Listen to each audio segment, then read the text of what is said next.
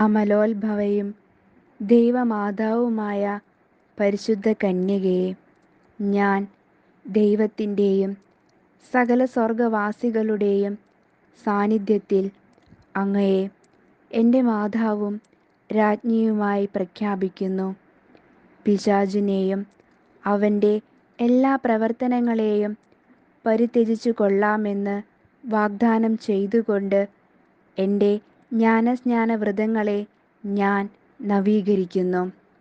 വിമലാംബികയെ, ഞാൻ എന്നെ തന്നെ അങ്ങേ സ്നേഹദാസ്യത്തിന് സമർപ്പിക്കുന്നു.